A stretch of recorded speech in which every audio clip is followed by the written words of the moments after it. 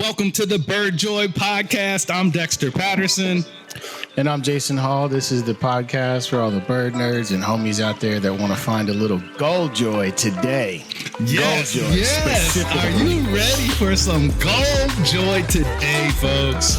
Let's go. So today we are so honored to introduce the Gull homie of all Gull homies, author Amar Ayyash, author of the new Gull Guide of North America. What's up, man? How you doing? I'm doing great, guys. It's great to be with you. I'm excited for this. Yeah, excited. I don't think excited probably does how Jason is feeling right now. For all of our listeners, y'all know the brother love him some Gull. I do. We seem to go down the Gull tangent quite often on the Bird Joy podcast. Expert on gulls in North America, evangelist for Gull recreation. He hosts a very popular website, anythinglaris.com. Brother, thank you for being here with us today on the Bird Joy podcast. Oh, thank you for having me. It's mid-November and the northern gulls are here, and we got about 4 months of this. Yeah. For some people, gull season starts right around Thanksgiving. For me, it never starts. It never ends. It's just there's something to do year round.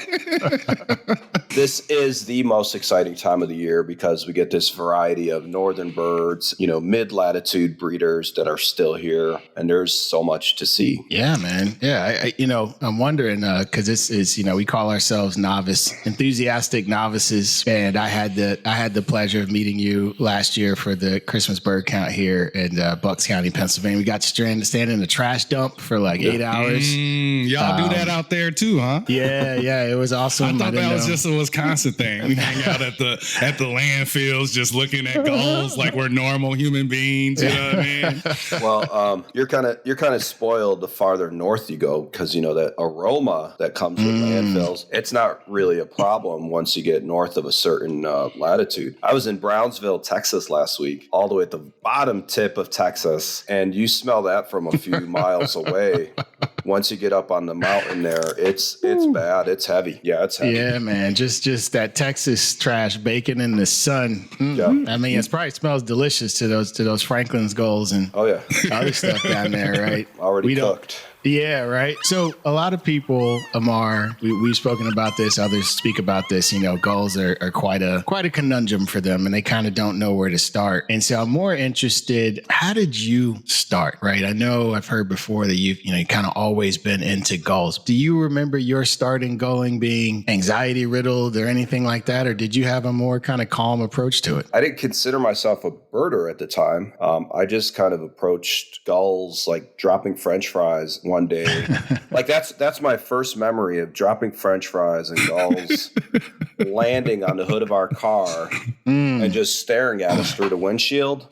And so I didn't know what they were called. I didn't know there were these various age groups. I didn't know they were a challenge for a group of bird watchers worldwide. I had no notion of birding at the time. So it was very low pressure, very just, I'm doing this because I enjoy it. I'd go to like marinas. I'd go to lakes, ponds, wherever I could find them. I had like probably a $10 pair of binoculars, these really flimsy little binoculars. And I'd making it work. I'd run into birders. I could see they had what I thought were cameras on the tripods, which turned out to be scopes. And they'd be like, hey, you want to take a look through this? Yeah, I'll take a look. I was amazed at what they were seeing. Loons and grebes and ducks and gulls and terns. And so that's how I got into birding, is driving around, going to find my own gulls. I love that because you mentioned this time of year, especially you're in Northern Illinois. I'm in Madison, Wisconsin. And this time of year, people be like, it's weird duck season. Yeah, it is. And it's also gull season. So like when we host events, we're always this time of year, we're like, hey, we're going to go and we're going to focus on gulls and waterfowl because this is such a good time to see them. Amar, I'd be curious. You mentioned, being in a parking lot and dropping some French fries. I remember being on like a cruise boat and just watching gulls just fly by as people like throw food in the air and they're literally sniping it off before it even hits the water. I'm like, these creatures are insanely cool, right? But I'm just curious, is there what you would call your gateway gull, right? Was there a specific moment or species beyond like the French fry moment that really sparked that passion for these often overlooked birds? Cape May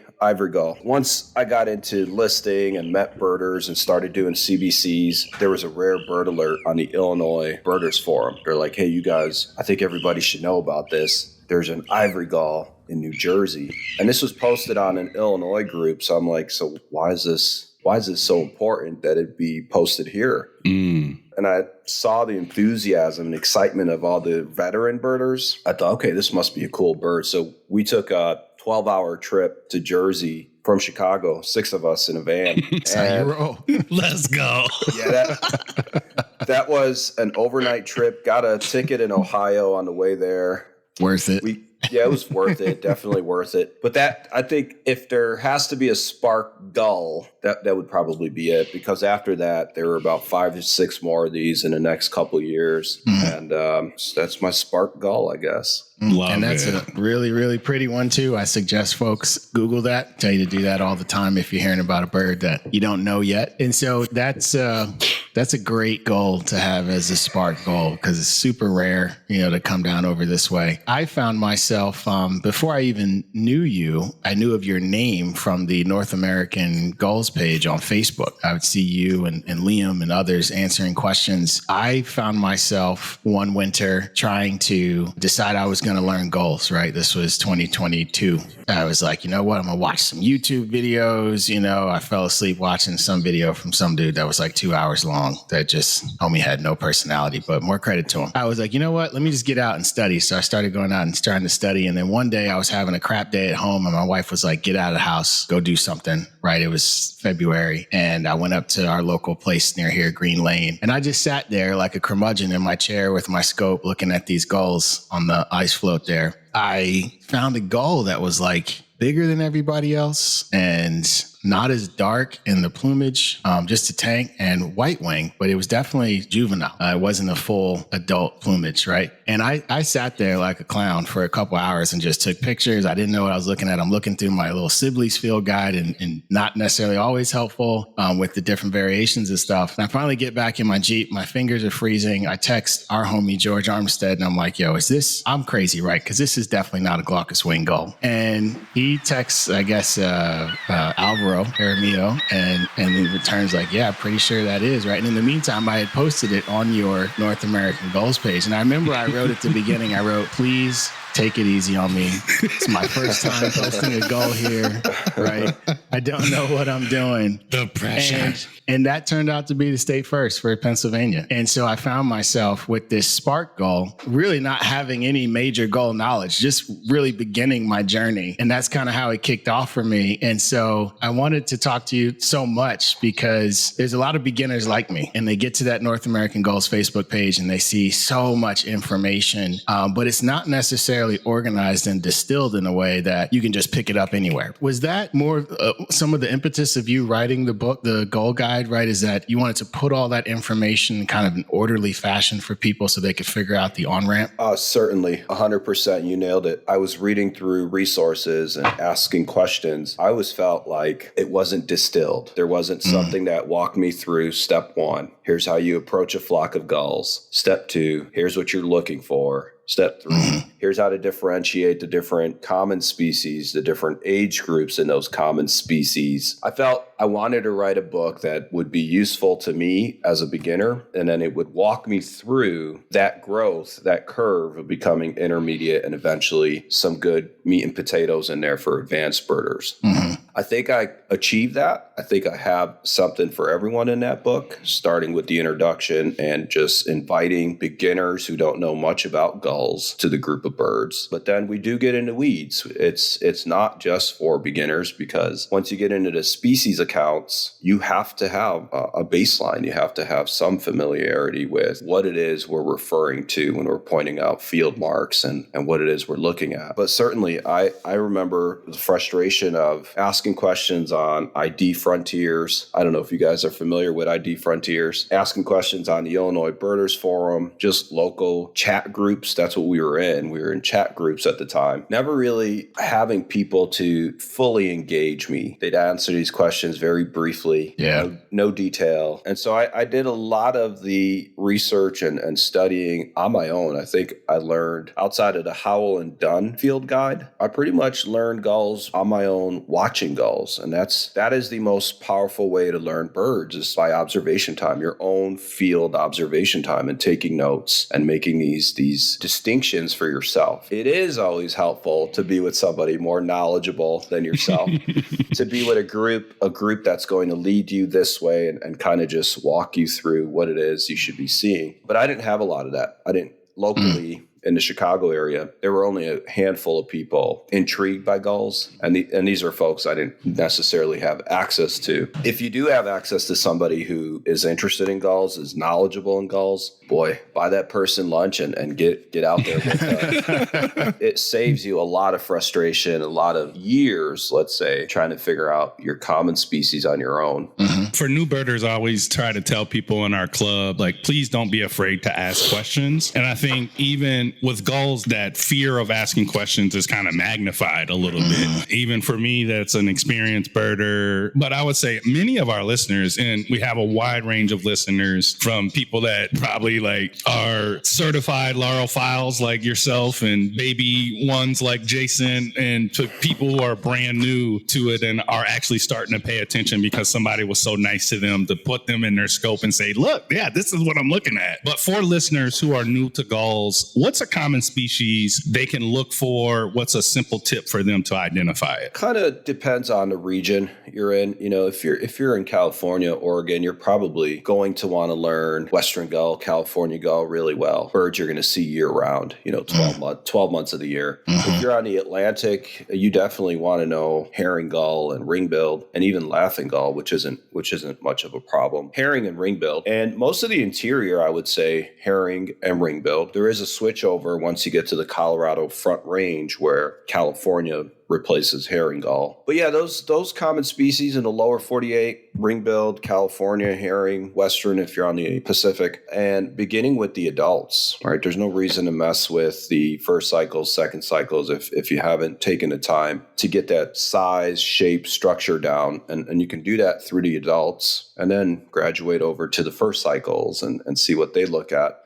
The age group, I typically tell people to put off. I mean, if you have a flock of gulls, you're not going to discriminate. You're going to look at all the birds, but you want to really nail down adults and first cycles. The variation in second and third cycles is somewhat bewildering in some species, especially like herring gull. That's a lot of fun if you have the time and patience to make it a point to find second and third cycles and like understand why that's a second cycle. Look at the tips to the primaries, look at the underwing, and just making out these patterns that make this bird different than a first cycle, for instance. With that said, you guys probably know the rarest age group in 4-year gulls is third cycle. You don't have a lot of third cycles to look through. After that, the rarest age group is second cycle. And so the most common age group in any gull flock should be adults, and then it should be first cycles. And that's just a consequence of demographics, like birds perishing, so many birds dying their first year of life. If they get to 3, 4, 5 years old, they're likely going to continue on and live long adult lives where they contribute to the gene pool. You would be actually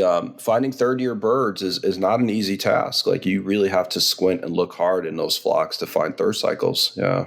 You said so many good things there. I want to call out for people. So like mentioning just which cycle, right? And what the color of the primaries are. And I found myself, I didn't even get to a species account yet, right? I spent all my time in those first 58 pages of the introduction or whatever, right? Because it's good and it's organized in a way that helps you kind of go to a spot. So like I would tell people if they're looking, when they get the book, and by the way, go get the book. A lot of bird guides, sometimes you can really blow through the introduction sections because you kind of generally understand the morphology, your way around the bird. And there's a lot of birds that you can see them once and you're good. Your brain locks that in. But when you mentioned what those feathers look like, first cycle, second cycle, third cycle, right into adulthood, you have to look at those multiple times. You can't just say, all right, well, I saw a first cycle herring gull and I'm good, right? I'm done. Because the first 58 pages really walks you through this puzzle. And that's really how I see it, right? It's great because I did like the first section on molt. It was so funny because I was sitting at the table. My wife was like, why are you drawing stuff? And I'm like, well, listen, Amar has this organized like this. And I didn't even know what pre-basic molt was and these alternative plumages and these partial molt cycles. And I'm like drawing stuff out because you're explaining it. And it was so funny because I drew it out and I was like, okay, I got it. Then I turned the page and you had a figure right there of the exact thing. And I was like, I'm an idiot. I should have just kept reading. Like, awesome. And that's really what I love about the beginning of this book. Cause I've tried a couple of other Gull guides and there are some that, there's Gull Simplified and then there's a couple other ones. And there's no in between space of like, I can explain this to a 7-year-old and then I can also have a conversation with someone that's been studying gulls for 50 years. You can already see that in the book. I'm wondering, like, when you're out there finding your joy in gulls, and since there's so much variation, like, is there a particular kind of gull puzzle that you like to solve? Do you love a good hybrid? You wake up on Sunday morning, some people love the New York Times crossword. Like, do you love like a good Facebook page, a good hybrid or a good vagrant? Like, what's your go-to there? Yeah, so my most interesting thing happening here on Lake Michigan are herring gulls. We have, our population is the Great Lakes herring gulls. Dexter, that's probably what you're seeing in Madison. Yep. They tend to mature a lot faster than Atlantic birds. So if you look at a Great Lakes herring gull right now in November, a bird that hatched just this past June, it's going to typically look a lot more mature than an Atlantic coast or northern Arctic type herring. So right around this time of year, for me, it's all herrings. Like I'm not bothered by, can I find a vagrant? What rare gull am I going to find today? That is always an added bonus. I just let those things happen. I'm not out looking for rare gulls, although they're always on my radar. For me, it's what interesting herring am I going to see today? Which one am I going to take 200 photos, 300 photos of and still be wondering where this bird originates from? So I have, my search image for Great Lakes herring gulls. I know what they generally look like. And then I'm looking for things that I think may have come from like Baffin Island or I don't know, the Yukon territories or something. That's generally it for me. I want to look at these patterns on first cycle birds, the way their tails are patterned, the way their coverts are patterned. On the adults, I'm looking at their wingtips. How much white is in this wingtip? How much larger does it look than a general Great Lakes herring? We have the smallest herring gulls in North America. You look at our herring gulls, they're these cute, petite, compact.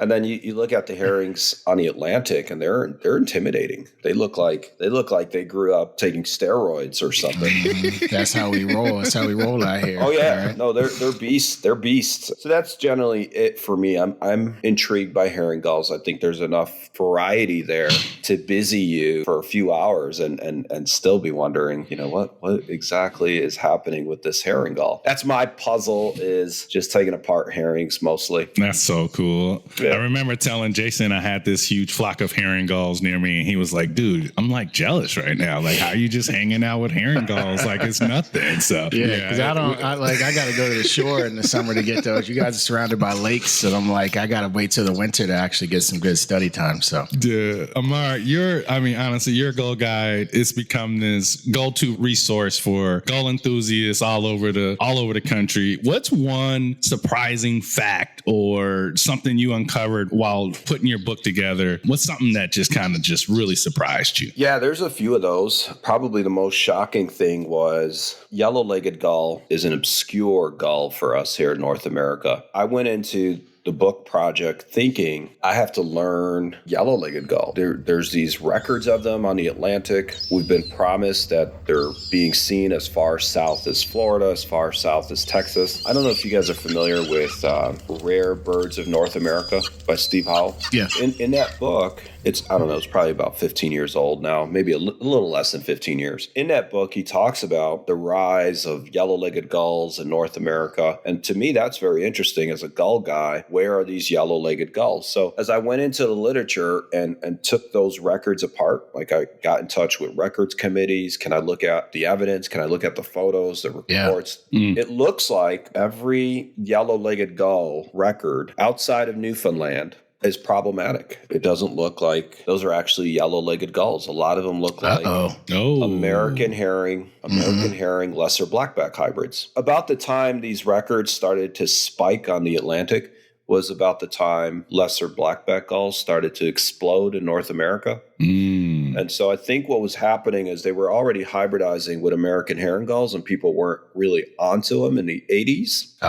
And so they're seeing these birds that look intermediate between herring and lesser blackback, thinking these are yellow-legged gulls. A lot of the birds that I went through the records from like Virginia, North Carolina, Maryland, even Quebec, doesn't look like they have any good yellow-legged gulls. And so that was probably the number one surprise for me. But there were other minor things, like things I didn't realize until doing the research, like second cycle great blackback gull. Very, very often shows a mirror on P10. It's a quirky little detail, like nobody's life would change knowing this. Yeah. As I did my research and looking through specimens, I'm like, there are very few second cycle lessers who don't, or great blackbacks that don't show a P10 mirror. Little things like that I thought were interesting. By far, the biggest surprise was how little we actually know about yellow-legged gull, which probably has not made this incursion into North America like some folks thought.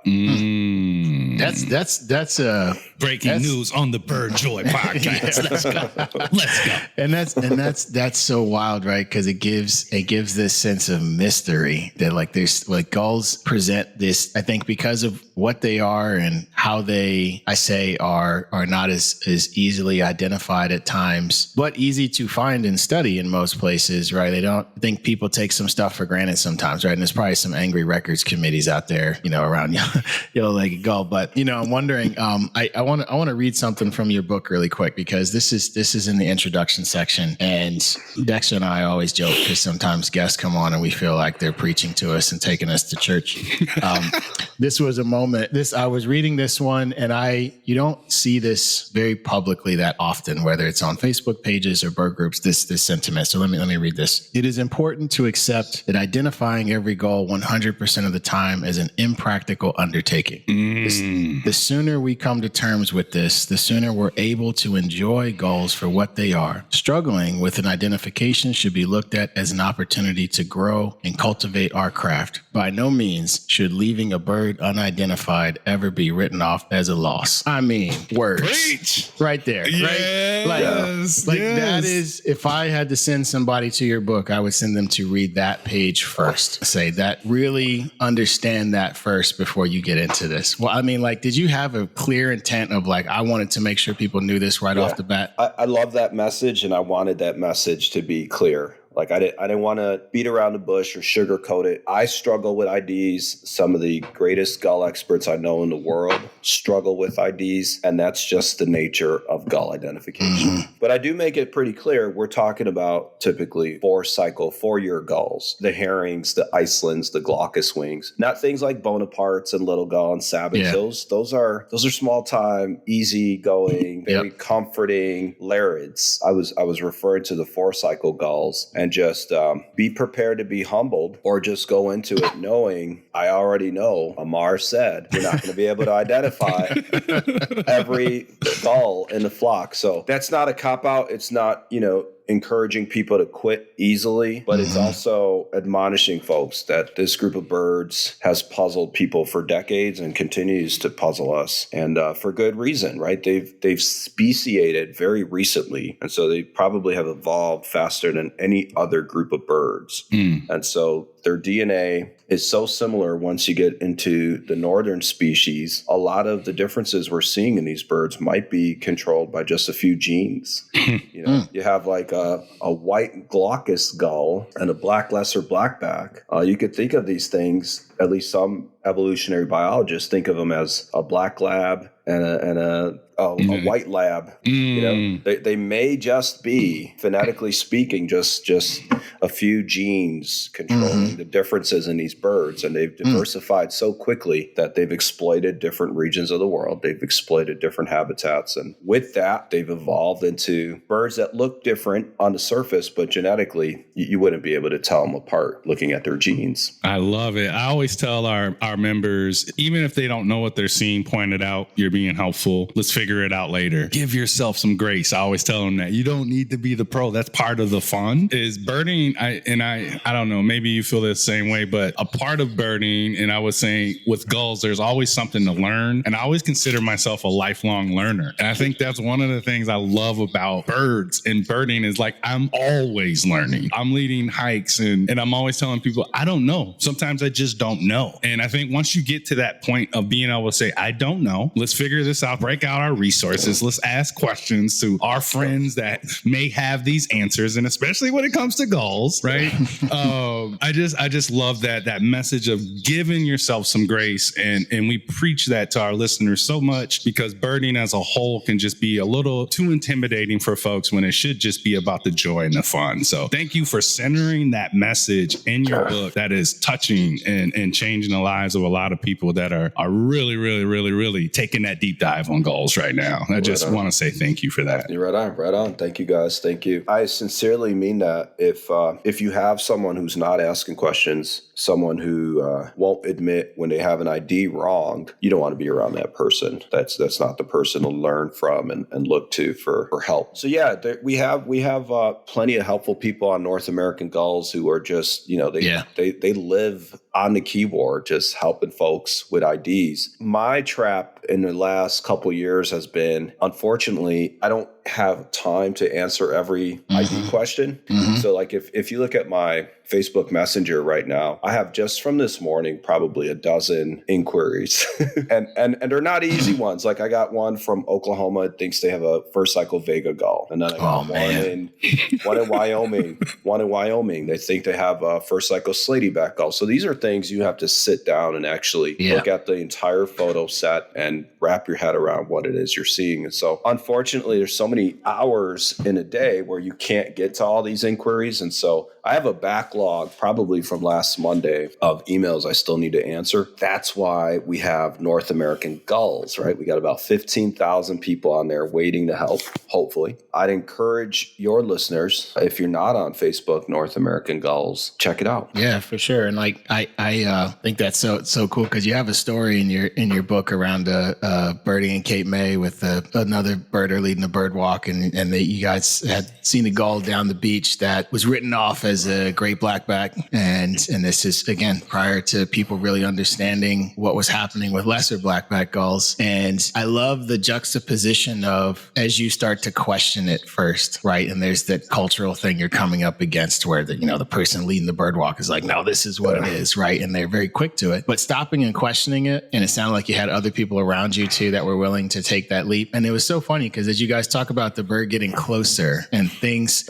from a distance, it looked like pink legs and it was like 150 yards away. And now that it's closer, there's a tinge of yellow. Oh, okay, right? Like that part about gulling is also really special too, because I've heard you say this before that you can access gulls so much easier than so many other birds, right? They're right there, right? Like you said, they'll come get some French fries sometimes, so you can actually be weary of the tricks your eyes might play on you, or your scope might play on you, or your binoculars, right? And you can take the time, if you have time, to be patient and really hammer down on it. And it's the cool part about the guide too, because there's a whole section for folks that don't know on like light, how light changes. And you see it talked about all the time on the North American Gulls page, and even with some other birds, waterfowl and otherwise, right? You'll see that. But I've never seen anybody lay it out like that with just a ton of pictures, right? This gull guide has an insane amount of pictures, right? Which is really great. But making people comfortable with that fact that like, just because you see it, that doesn't mean that's actually what it is. And you can be okay with that. You can be okay with that and take your time around it, Every field trip I've ever led around gulls, lighting comes up. Because someone will see something in the sky, white wingtips, and then 2 seconds later, oh no, I was tricked.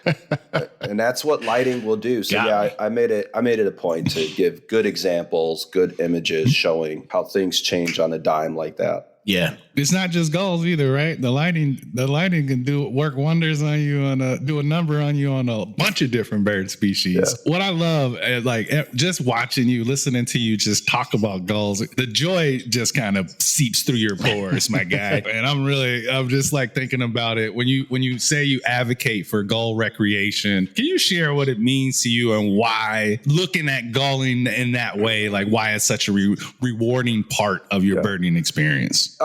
There is something strange about my approach to gulls. I look at them as underdogs in the avian world. Certain times in my life, looked at myself as an underdog in school, in my community. And there's an interesting group of birders, good friends of mine, who think they are above the gulls. Like there's this strange culture. They're trash birds, you know. Yeah, exactly. They might hang out in landfills, but like, come on, man, let's be better than that. To be precise, there's birders who say I don't do gulls, and there's birders who say I can't do gulls, and those are two different things, right? We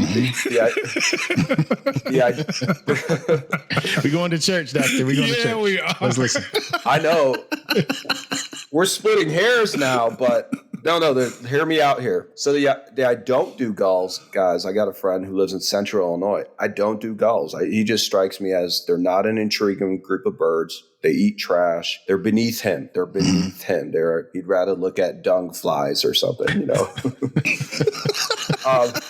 I don't know what to say to those folks. You know, if you're not intrigued by a group of birds that's taken to our presence, they have no problem surviving the way we survive on the food that we eat. They feed in our ag fields. They eat, they follow our trawlers in our landfills. They eat everything we eat. And that to me is a thriving organism. Like that is a smart evolutionary success story. Not to knock warblers or songbirds, but those birds to me they're interesting, but they're not as interesting as gulls. Gulls they're master opportunists. They're going to be okay at the time when climate change makes it very difficult for other bird species to survive. If you have a limited diet and a restricted habitat, you can only survive, for example, on jack pine trees, and you can only eat 2 or 3 different caterpillars, you're going to have a tough time compared to something that can feed on crustaceans, mashed potatoes, crab apples. It sounds delicious. Fish carcasses. And not only that, I mean, they nest in a variety of habitats. We got in Milwaukee, you have gulls nesting on rooftops. In Illinois, you have gulls nesting in marshes. So it's intriguing to me that this group of birds probably is more diversified than any other group of birds on the whole, right? I write about it in the book, like Arctic species feeding around polar bear carcasses, interior birds feeding behind the plow in ag fields, birds offshore, birds at landfills, birds at catfish farms. They're everywhere, and they do a good job at surviving. But then that other group of birders that says, I can't do gulls, they need our help. Yeah.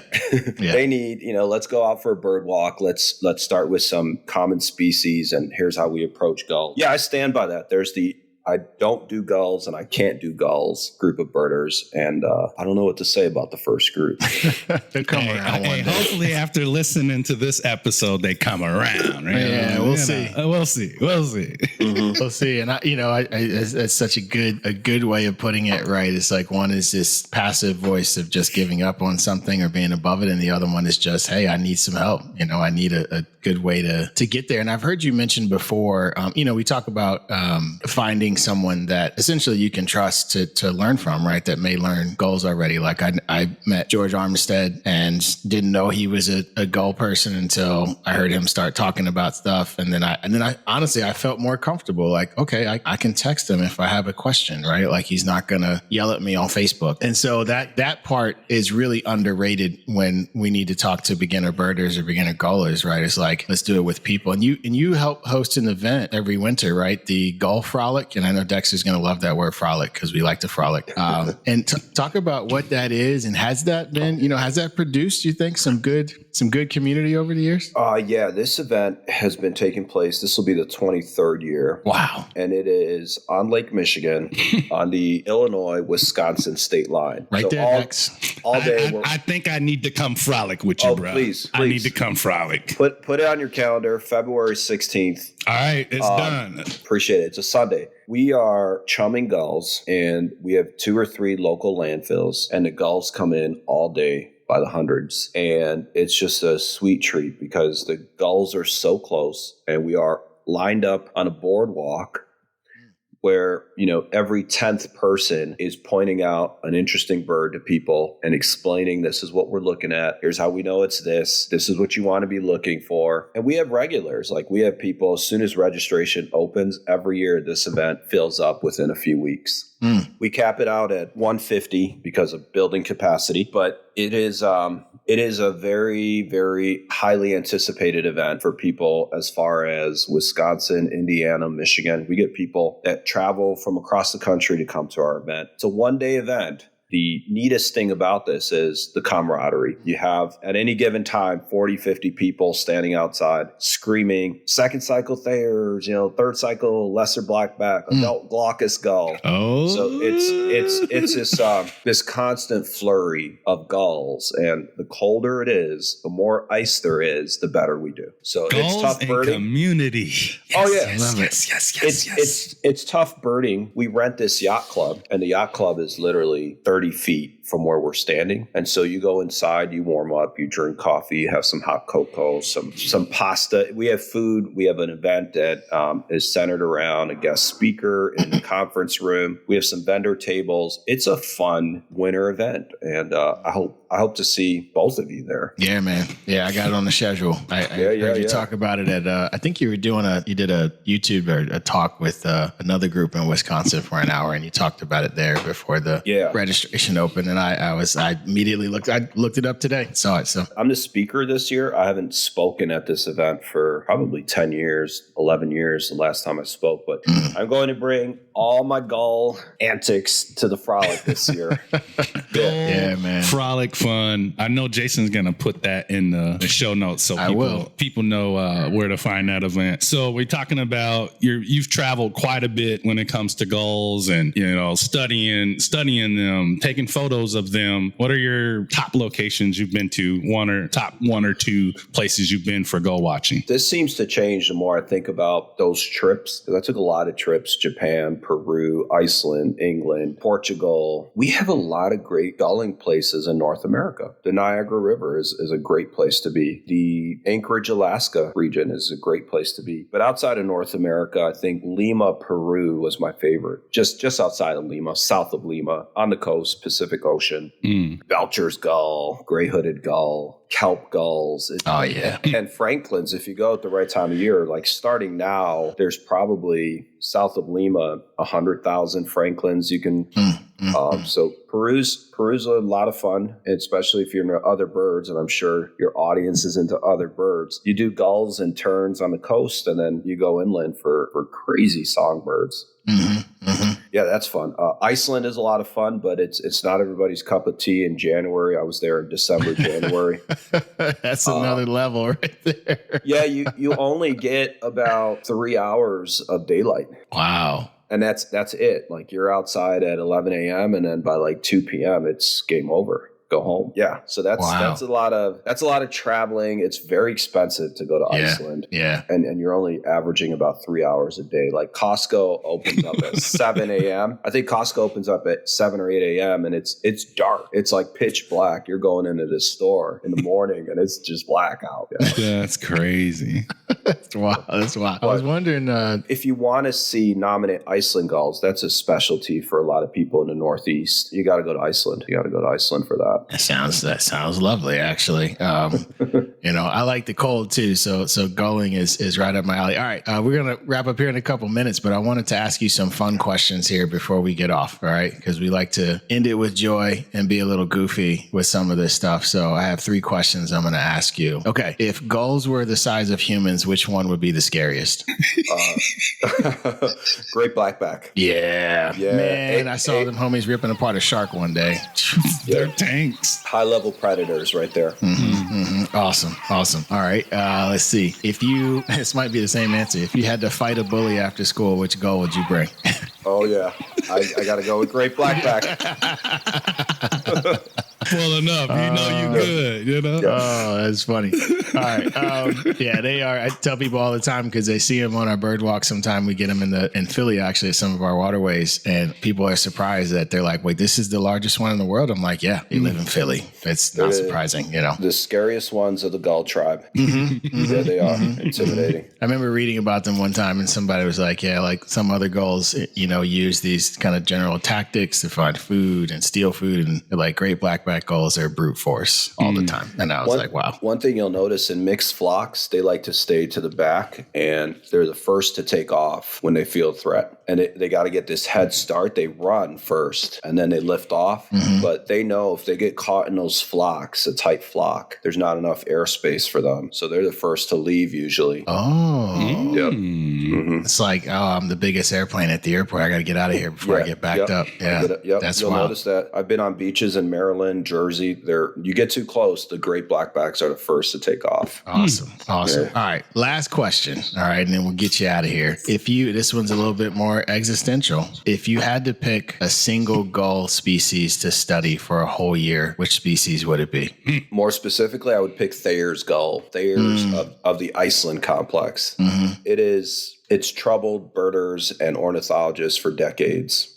And that one probably number one on my list for sure. Thayer's Iceland gull. We just had one reported yesterday here in Madison. Pretty cool. All right. Well, I expect photos, Dexter. Expect photos. Text them to me. We can talk about the ID. We can break out the Gull Guide. The Gull Guide. Right. Make sure y'all go get that thing. You know, it's out. But yeah, I want to thank everybody for joining us today on the Bird Joy podcast. We hope you have enjoyed exploring the world of Gull Joy with us and Amar today. Yeah, and Amar, thank you so much for taking some time with us, man. I think people are really going to enjoy this conversation. You are one of our bird nerd homies. Definitely go out and get the Gull Guide North America by Amar Ayyash, found on Amazon or Princeton University Press. For the homies in Philly, as usual, if you want to get some gulling this winter season, incolourbirding.org. We'll be going out to see some stuff.